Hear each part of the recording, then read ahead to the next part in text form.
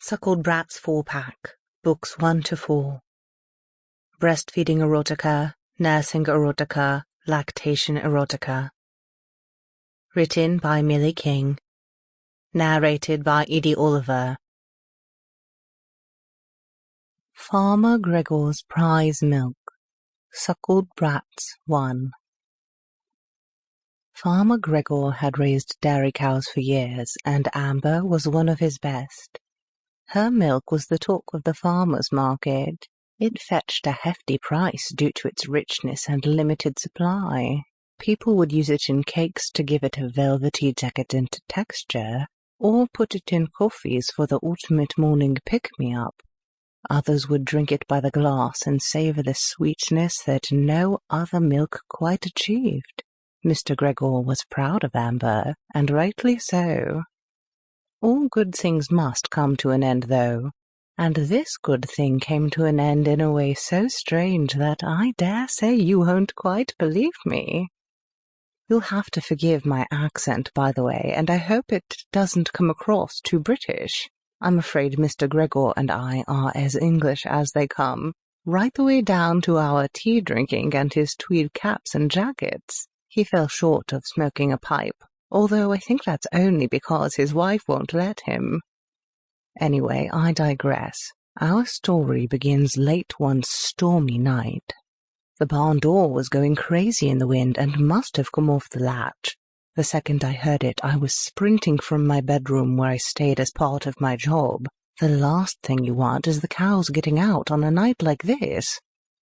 So I ran across the muddy courtyard to the barn and thankfully managed to barricade the door shut before our inquisitive bovines had planned their escape. I double-checked for Amber, as she was the one cow we couldn't afford to lose. She seemed fine, although a little shaken by the rumbling storm overhead. I don't think my flashlight pointed directly at her face was much help either. I stayed with the cows a while as they mooed uneasily, shuffling on their feet and unable to sleep a wink. I wasn't surprised. Out here there wasn't much shielding you from the wrath of the elements. Suddenly there came a deep grumble of thunder. It started in the distance and came closer, as though the storm was targeting Mr. Gregor's farmstead in particular. I wondered perhaps if one of his milk rivals had hired a shaman to send over a thunderstorm. Honestly, you can't put it past these people. They take their milk very, very seriously. The barn was cold, but the cows' coats are quite thick. It's their breed, you see. A benefit of that is that you can snuggle up against them if you happen to find yourself outside in a storm. For 20 minutes I stayed, and all the while the rumble grew nearer until the cracks and flashes of thunder were visible outside. They lit up the sky, sparking through the sheets of rain that poured down. It was like the damn apocalypse. Mr. Gregor was a deep sleeper and wasn't rousing, despite the incessant mooing of the worried cattle. Amber seemed more frightened than most. She was shaking and shivering, and her silence was a stark contrast to the animated noises of the cows around her. She was shaken up all right. I stayed until the storm passed, leaving only the rain in its wake.